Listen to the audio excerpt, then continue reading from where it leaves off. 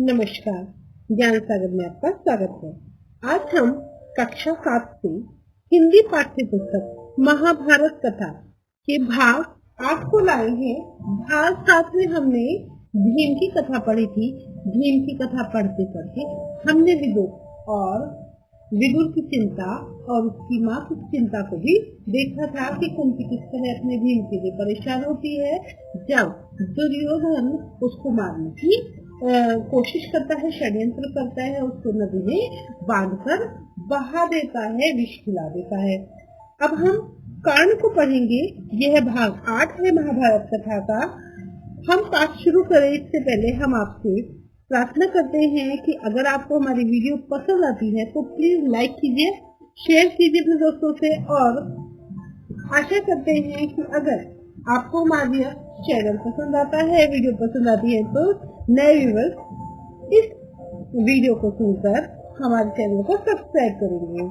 चलिए पाठ 8 भाग 8 कर्ण पढ़ते हैं। पांडवों ने पहले कृपाचार्य से और बाद में द्रोणाचार्य से अस्त्र शस्त्र की शिक्षा पाई। उनको जब विद्या में काफी निपुणता प्राप्त हो गई तो एक भारी समारोह यानी आयोजन हुआ जिसमें सबने अपने कौशल का प्रदर्शन किया। सभी ने अर्थात पांडवों ने भी किया और कौरवों ने भी किया। सारे नगरवासी इस समारोह को देख रहे थे। तरह तरह के खेल हो रहे थे। हर एक राजकुमार यही चाहता था कि वो सबसे अच्छा प्रदर्शन करे, सबसे आगे बढ़ के निकले।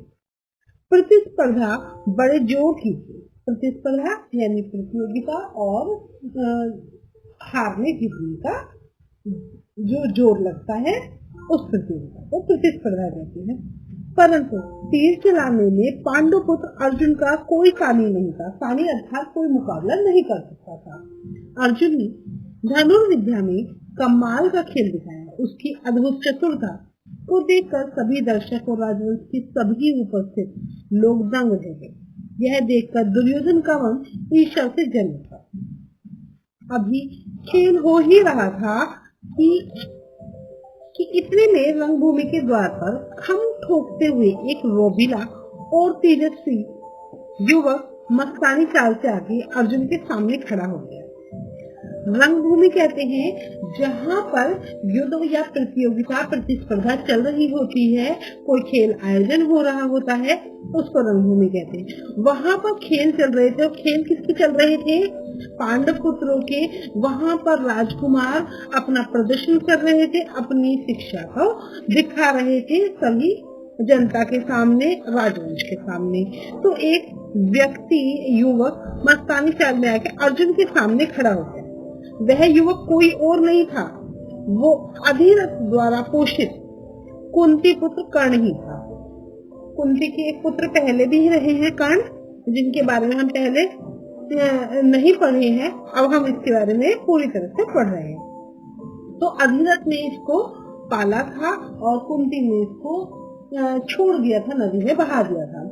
कुंती पुत्र कर्ण था, लेकिन उनके कुंती पुत्र होने की बात किसी को भी मालूम नहीं।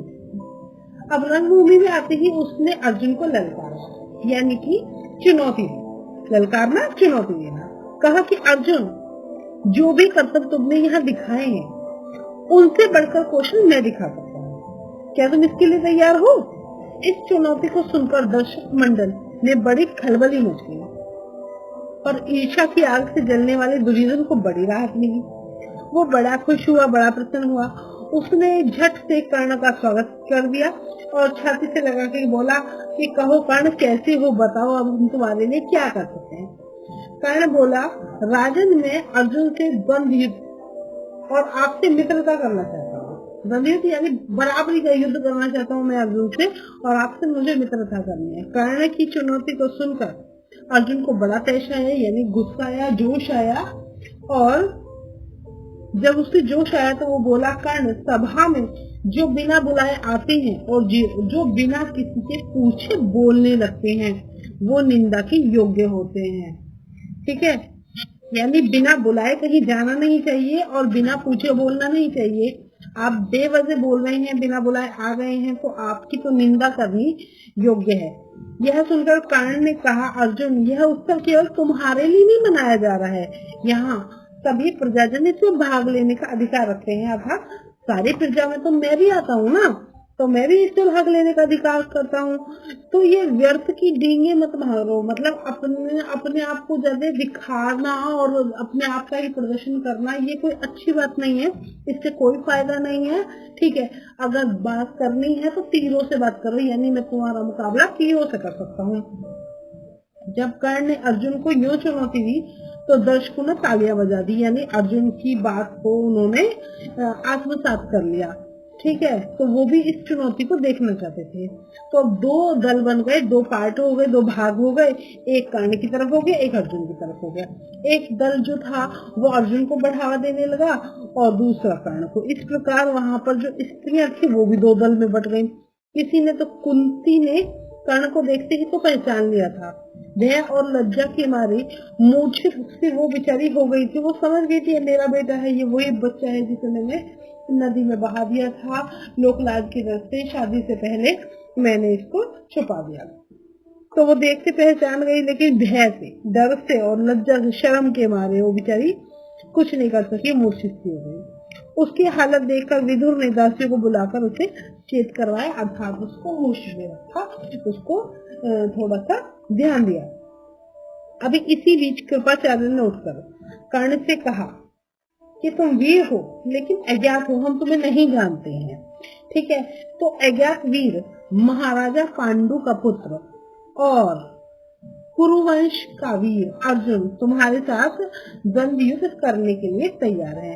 तो अर्जुन और महाराज पांडु का पुत्र जो कि अर्जुन है, कुरुवंश के वो वीर हैं, वो तुम्हारे साथ द्वंद्व करेंगे।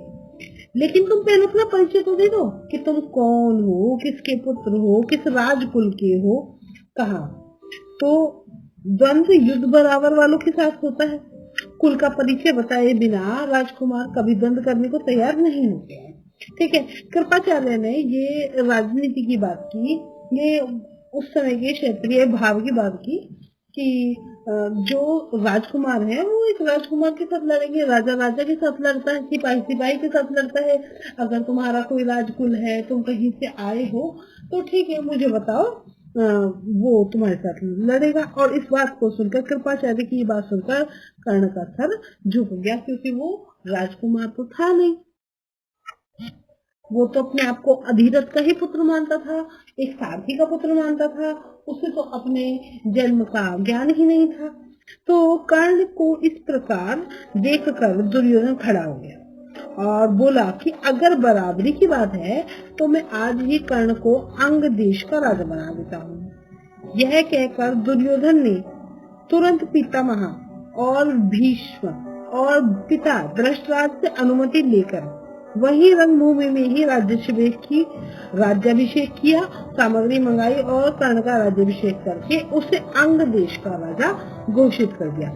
लेकिन यहाँ पर हम देखते हैं कि दुर्योधन राजकुमार था, उसके पास सत्ता की जो वैभव है वो तो था, लेकिन अधिकार नहीं था कभी तक। तो वो अधिकार नहीं था, तो उसने अंग देश का जो उसके क्षेत्र में आता था उसका राजा तो बना लिया, लेकिन उसके लिए अभी उन्होंने भीष्म और धृतराष्ट्र की अनुमति दी। ठीक है, इतने में बूढ़ा सारथी अधिरथ, जिसने कर्ण को पाला था, लाठी टेकता हुआ और डर के मारे कांपते हुए सभा में प्रविष्ट हुआ, यानी प्रवेश किया। उसने कर्ण जो अभी अभी अंग देश का नरेश बना दिया गया था, उसको देखते ही धनुष नीचे रखकर खड़ा हो गया और पिता मानकर बड़े आदर के साथ उसके आगे सर नवाया। बूढ़े ने भी बेटा कहकर उसे गले लगा लिया। यह देखकर भीम खूब कहकहा हंसने लगा, कहकहा करके हंस पड़ा और बोला, सारथी का बेटा है ये एक सारथी का बेटा है। सारथी के बेटे, धनुष छोड़कर हाथ में चाबुक ले लो। चाबुक वो होता है जो एक पट्टा होता है चमड़े का, जिससे जो पशु होता है उसको पुकारा जाता है या उसको निर्देश दिया जाता है कि किस तरह से चलेंगे। ठीक है, वही तुम्हें शोभा देता है, तुम भला कब से अर्जुन के साथ द्वंद्व युद्ध करने के योग्य हो गए। यानी कि वो अपने राजवंश राजकुल के होने पर घमंड दिखाते हैं और भीम उसकी हंसी उड़ाते हैं कर्ण की। ये सब देखकर सभा में भी खलबली मच जाती है। उस समय सूरज भी डूब रहा है, इस कारण सभा विसर्जित हो गई है। देखिए, हम उस समय को जान पाते हैं कि सूरज ढलने के बाद ना युद्ध होता है ना रंगमंच के कार्य होते हैं, सभी सभा विसर्जित हो जाती है। सभा विसर्जित हो गई। मशाले और दीपकों की रोशनी में दर्शक वृंद अपनी अपनी पसंद के अनुसार अर्जुन, कर्ण और दुर्योधन की जय बोलते हुए चले जाते हैं, बोलते जाते हैं। इस घटना के बहुत समय बाद एक बार इंद्र बूढ़े ब्राह्मण के वेश में आकर अंग नरेश कर्ण के पास आए। ठीक है, उसके जंजाल कवच और कुंडल की भिक्षा मांगी। इंद्र को डर था कि जो युद्ध होने वाला है, यानी इंद्र को तो पता था कि एक महाभारत होने वाला है, तो इंद्र को ये डर था कि भावी युद्ध में कर्ण की जो शक्ति है, कर्ण की शक्ति से अर्जुन पर संकट आ सकता है, विपत्ति आ सकती है। अब इस कारण कर्ण की जो ताकत है उसे कम करने की चलते उन्होंने ये भिक्षा मांगी। हम जानते हैं कि जो अर्जुन है, कुंती ने अर्जुन को कर्ण से मांगा, वो सॉरी इंद्र से मांगा। तो अर्जुन जो है वो इंद्र के पुत्र हैं, इंद्र के दिए हुए वरदान से वो कुंती के पुत्र बने हैं। और इंद्र अपने अंश की रक्षा करने के लिए कर्ण से वो कवच और कुंडल मांगते हैं, जिसकी वजह से उनके अंश अर्जुन पर संकट आ सकता है। कर्ण को सूर्यदेव ने पहले ही सचेत कर दिया था कि उसे धोखा देने के लिए इंद्र आएगा और इंद्र ऐसी चाल चलने वाला है, लेकिन कर्ण तो कर्ण है। कर्ण इतने बड़े दानी थे कि किसी के अगर कुछ मांगने पर वो मना कर ही नहीं सकते थे, वो मना करते ही नहीं थे, वो दानी थे। ठीक है, इस कारण वो जानते हुए भी कि भिखारी के वेश में इंद्र धोखा दे रहा है, फिर भी कर्ण ने अपने जन्मजात कवच और कुंडल जो सोने के थे वो भिक्षा में इंद्र को दी। इस अद्भुत दानवीरता को देखकर इंद्र चकित रह गए।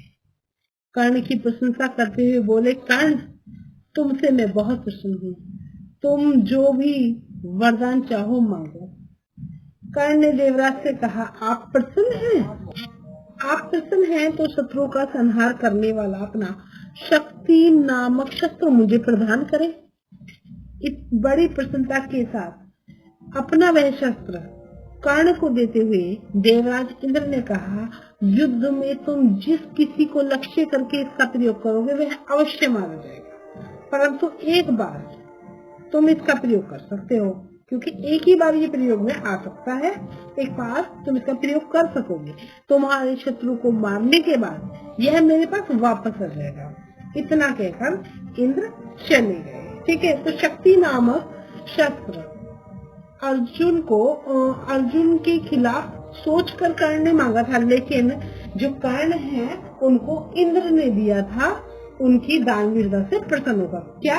शक्ति नामक शस्त्र। एक बार कर्ण को परशुराम जी से ब्रह्मास्त्र सीखने की इच्छा हुई।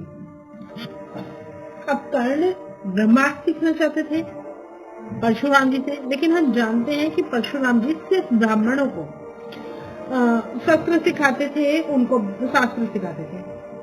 तो वो ब्राह्मण के वेश में परशुराम जी के पास गए और प्रार्थना की कि उसे शिष्य स्वीकार कर लीजिए। परशुराम जी ने उसे ब्राह्मण ही समझा, शिष्य बना लिया और इस छल से कर्ण ने ब्रह्मास्त्र चलाना सीख लिया। एक दिन परशुराम कर्ण की जांग पर सड़क पर सो रहे, एक काला भौरा आया और जांग के नीचे घुस गया।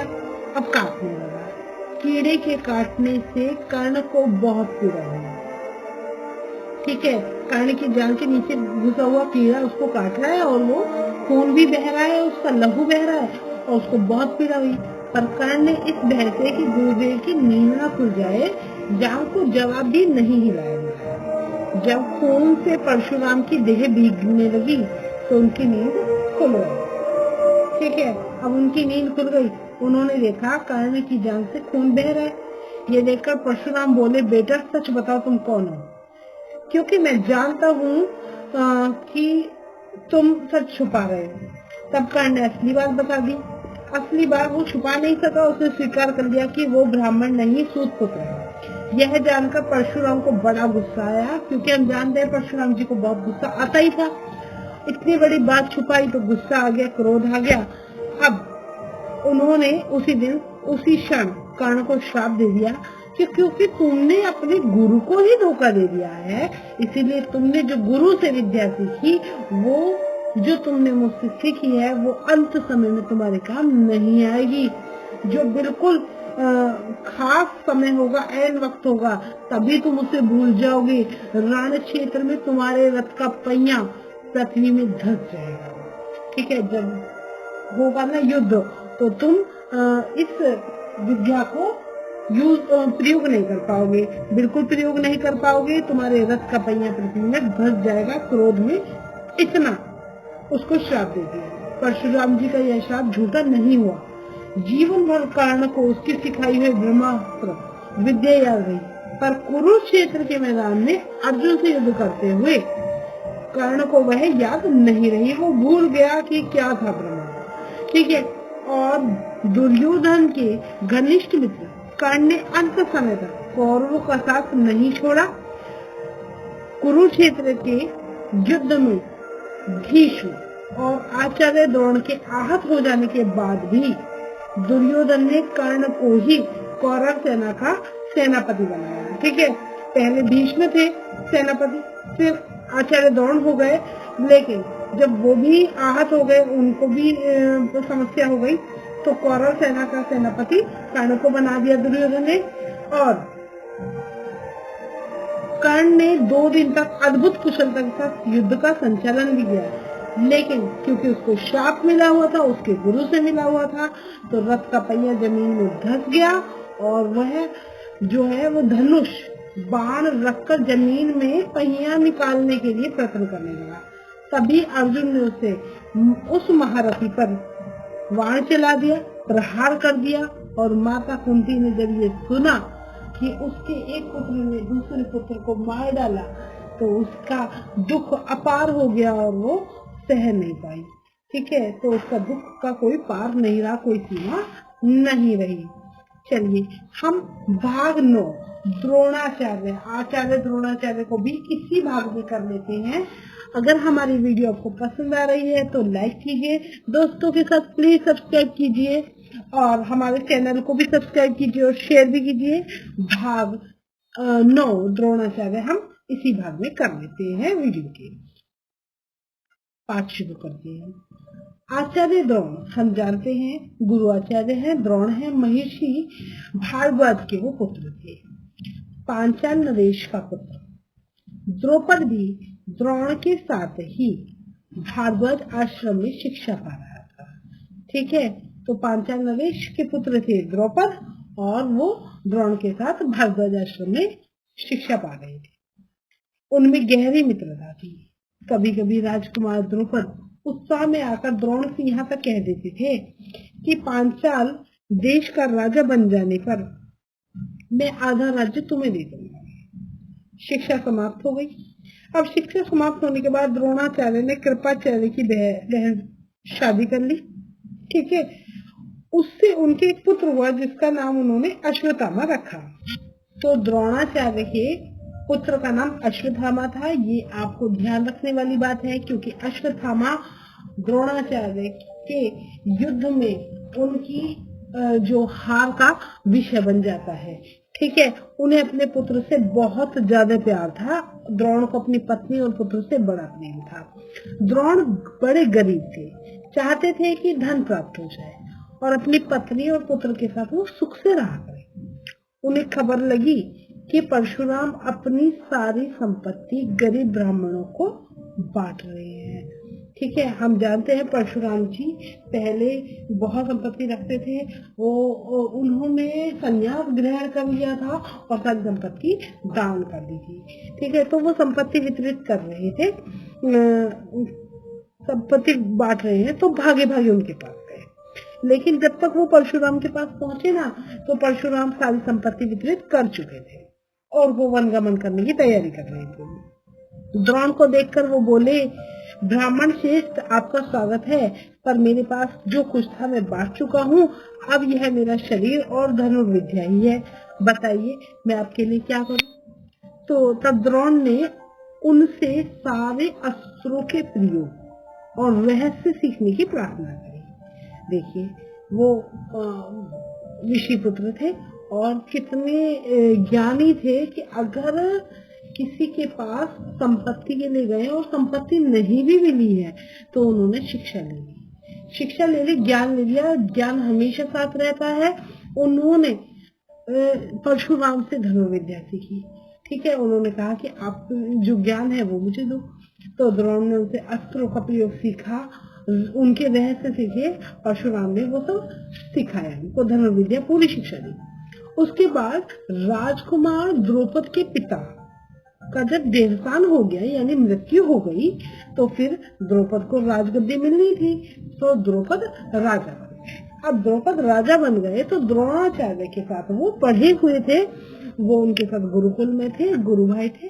तो उन्होंने द्रोणाचार्य ने को जब द्रौपद के पंचाल नरेश के राजगद्दी में बैठने की खबर लगी तो बड़े खुश हुए और उन्होंने पंचाल देश की ओर वो चले गए। और गुरु के आश्रम में जो द्रौपद कहता था ना कि मैं आधा राज्य तुम्हें दे दूंगा, तो वो बात उन्हें याद थी। सोचा यदि आधा राज्य भी नहीं देगा तो कम से कम कुछ धन तो जरूर देगा। ये आशा लेकर द्रोणाचार्य राजा द्रौपद के पास पहुंचे और बोले, मित्र द्रौपद, मुझे पहचानते हो ना, मैं तुम्हारा बालपन का यानी बचपन का दोस्त हूँ, मित्र हूँ, द्रोण हूँ। ऐश्वर्य का जो मद था, नशा था, वो राजा द्रौपद को हो चुका था। ठीक है, तो जो उनको नया नया राज्य मिला था उस नशे में राजा द्रौपद को द्रोणाचार्य का आना ही बुरा लगा। उन्हें लगा कि ये मेरे बराबर नहीं है। ठीक है, तो द्रोण को वो अपने साथ मित्र का व्यवहार करना तो और भी ज्यादा उसे बुरा लग रहा था कि एक गरीब ब्राह्मण मेरे को अपने मित्र की तरह कैसे मान रहा है, क्योंकि वो एक अहम था, घमंड था, अहंकार था। ठीक है, वह द्रोण पर गुस्सा हो गया और बोला कि ब्राह्मण, तुम्हारा व्यवहार सजोचित नहीं है, यानी तुम जो व्यवहार कर रहे हो वो पसंद नहीं आ रहा है, ये एक सज्जनता वाला व्यवहार नहीं है। मुझे एक तो मित्र मत कहो, क्योंकि मुझे मित्र कहकर पुकारने का तुम्हें साहस ही कैसे हो रहा है। सिंहासन पे बैठा हूँ मैं, राजा हूँ, राजा के साथ एक दरिद्र प्रजाजन की मित्रता कैसे हो सकती? कभी नहीं हो सकती। तुम्हारी बुद्धि इतनी कच्ची है कि जैसे बचपन में, लड़कपन में लाचारी के कारण हम एक दूसरे के साथ रहते थे और इसी आधार पर तुम द्रौपद से मित्रता का दावा कर रहे हो। दरिद्र की जो धनी के साथ, मित्र की विद्वान के साथ और कायर की वीर के साथ मित्रता कहीं नहीं हो सकती है। कहाँ हो सकती है? यानी दरिद्र की मित्रता दरिद्र से होती है, धनी की धनी से, मूर्ख की मूर्ख से, विद्वान की विद्वान से, और कायर की कायर से और वीर पुरुष वीर के साथ मित्रता करते हैं। ठीक है, तो मित्रता तो बराबर में होती है, बराबर की हैसियत में होती है। जो किसी राज्य का स्वामी ही नहीं है, जो राजा ही नहीं है कहीं का, वो राजा का मित्र कभी हो ही नहीं सकता।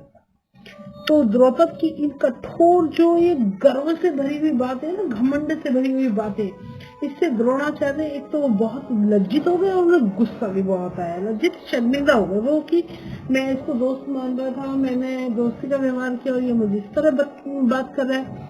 तो वो लज्जित हो गए और उनको क्रोध भी आया। उन्होंने निश्चय किया कि मैं इस अभिमानी राजा को सबक सिखाऊंगा। बचपन में जो मित्रता की बात हुई थी उसे पूरा करके चैन लूंगा। ठीक है, तो वो हस्तिनापुर पहुंचे। वहां अपनी जो पत्नी है उसके भाई कृपाचार्य कि यहाँ वो चुपचाप रहने लगे हस्तिनापुर में। एक रोज हस्तिनापुर के राजकुमार नगर से बाहर कहीं गेंद खेल रहे थे। ठीक है, राजकुमार, हस्तिनापुर के राजकुमार हम जानते हैं पांडव है और कौरव है। वो कहीं गेंद खेल रहे थे, इतने में उनकी गेंद एक कुएं में जा गिरी। युधिष्ठिर उसको निकालने का प्रयत्न कर रहे थे तो उनकी अंगूठी भी कुएं में गिर पड़ी।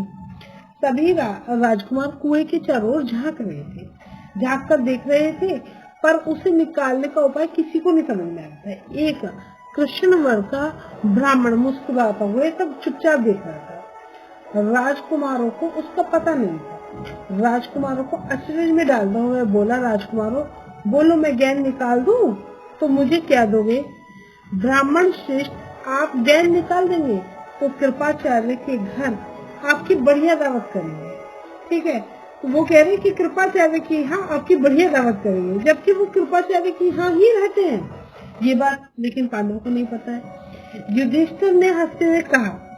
तब द्रोणाचार्य के पास में पड़ी हुई सींग उठा ली। द्रोणाचार्य ने एक सींग उठाई, ठीक है, उसको पानी में फेंका। सींग गेंद को ऐसे जाकर लगी जैसे तीर लगता है, और इसी तरह कई सिक्के उन्होंने कुएं में डालते गए। वो सिक्के एक के ऊपर एक चिपकती गए। जब आखिरी सिक्का सिरा कुएं के बाहर तक पहुंच गया तो द्रोणाचार्य ने उसे पकड़कर खींच लिया। गेंद निकल आई। सब राजकुमार आश्चर्य से सब करतब देख रहे थे। मतलब उन्होंने सीख ली, सीख के ऊपर सीख ली, सीख के ऊपर सीख लगाते चले गए और वो ऊपर तक आ गई और उन्होंने गेंद खींच ली। राजकुमार आश्चर्यचकित थे। उन्होंने ब्राह्मण से विनती की कि युधिष्ठिर की अंगूठी भी निकाल दो। द्रोण ने तुरंत धनुष चढ़ाया, कुएं में तीर डाला और पल भर में बाण अंगूठी को अपनी नोक में लेके ऊपर आ गया। द्रोणाचार्य ने अंगूठी युधिष्ठिर को दे दी। यह चमत्कार था उनके लिए, और ये चमत्कार देख के राजकुमार को और ज्यादा आश्चर्य हुआ कि अरे गेंद भी निकाली और ये किस तरह से उन्होंने अंगूठी निकाली। ठीक है, तो ये चमत्कार था उनके लिए। आश्चर्यचकित हुए। उन्होंने द्रोण को के आगे आदर पूर्वक सर को झुकाया और हाथ जोड़ के कहा, महाराज आप हमारा प्रणाम स्वीकार करें, हमें अपना परिचय दें कि आप हैं कौन। इतने ज्ञानी हैं, इतने तेजस्वी हैं, इतने शास्त्र आपको पता है, तो आप हमें अपना परिचय दें, आप कौन है, हम आपकी सेवा कर सकते हैं क्या, हमें आज्ञा दीजिए। द्रोण ने कहा, राजकुमारों ये सारी घटना सुनकर द्रोण ने कहा कि राजकुमारों यह सारी घटना सुनकर पितामह भीष्म से ही मेरा परिचय पूछ लेना। अब राजकुमार ने जाकर पितामह भीष्म को सारी बात बताई। भीष्म ताड़ गए कि वो ना हो सुप्रसिद्ध आचार्य द्रोण ही होंगे। यह सुनकर उन्होंने निश्चय कर लिया कि अब से राजकुमारों को अस्त्र शिक्षा द्रोणाचार्य के हाथों ही पूरी कराई जाएगी। बड़े सम्मान से उन्होंने द्रोण का स्वागत किया। राजकुमारों को आदेश दिया कि वे गुरु द्रोण से ही यह धनुर्विद्या सीखे। कुछ समय के बाद राजकुमारों की शिक्षा पूरी हो गई। जब राजकुमारों की शिक्षा द्रोणाचार्य ने पूरी कर दी तो द्रोणाचार्य ने उन्हें गुरु दक्षिणा के रूप में पांचाल देश द्रौपद को कैद कर लाने के लिए कहा। उनकी आज्ञा के अनुसार दुर्योधन और कर्ण ने द्रौपद के राज्य पर धावा बोल दिया। ठीक है, क्योंकि दुर्योधन, कौरव और पांडव सभी द्रोणाचार्य से शिक्षा ले रहे थे, और दुर्योधन के मित्र थे कर्ण, दोनों ने मिलकर द्रौपद के राज्य पर धावा बोल दिया। पर पराक्रमी द्रुपद के आगे वो ठहर न सके, हार कर वापस आ गए। तब द्रोण ने अर्जुन को भेजा। अर्जुन ने पांचाल राज्य की सेना को तहस नहस करके राजा द्रौपद को उनके मंत्री सहित कैद करके आचार्य के सामने लाके खड़ा। अब द्रौपद कैद में है, आचार्य उनके सामने है। ठीक है, अब द्रोणाचार्य ने मुस्कुराते हुए द्रौपद से कहा, हे वीर डरो नहीं, किसी प्रकार की विपत्ति की आशंका मत करो। लड़कपन में तुम्हारी हमारी मित्रता थी, साथ साथ खेलते थे, कूदते थे, उठते बैठते थे। बाद में जब तुम राजा बन गए तो ऐश्वर्य के अहंकार में, मद में, नशे में आकर तुम मुझे भूल गए, मेरा अपमान किया। तुमने कहा था ना कि राजा ही राजा के साथ मित्रता कर सकता है, इसी कारण मुझे युद्ध करके तुम्हारा राज्य छीनना ही पड़ा है।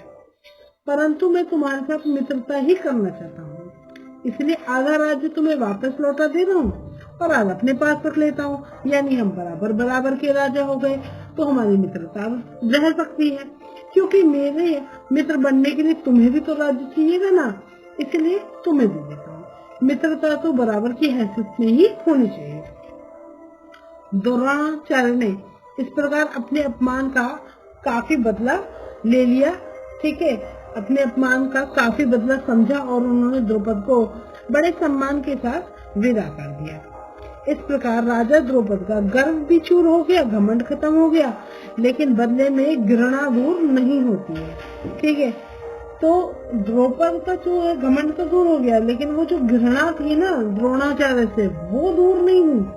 किसी के अपमान को ठेस लगने पर जो पीड़ा होती है वो उसे सहन करना कठिन होता है। ठीक है, तो वो द्रोण से बदला लेने की भावना जो थी वो द्रौपद के जीवन का लक्ष्य बन गई कि मैं द्रोण को छोड़ूंगा नहीं। उसने कई कठोर व्रत किए, तप किए, इस कामना से किए कि उसे एक ऐसा पुत्र हो जाए जो द्रोण को मार सके, साथ ही एक ऐसी कन्या हो जाए जो अर्जुन को ब्याही जा सके। आखिर उसकी कामना पूरी हो गई।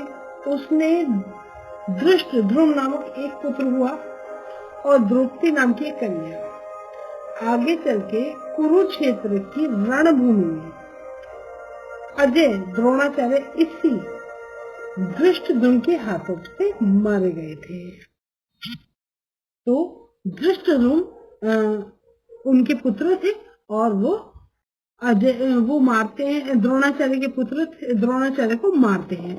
ठीक है, और उनकी पुत्री थी द्रौपदी, जिसका विवाह किससे हुआ था? अर्जुन से हुआ था, यानी वो पांचाली बनी थी। आशा करते हैं आपको हमारी वीडियो पसंद आई है। आप इसे लाइक कीजिए, दोस्तों के साथ शेयर कीजिए और बने रहिए ज्ञान सागर में। चैनल को सब्सक्राइब करके जाए नए व्यूवर्स। आज के लिए इतना ही। बने रहिए ज्ञान सागर में। धन्यवाद।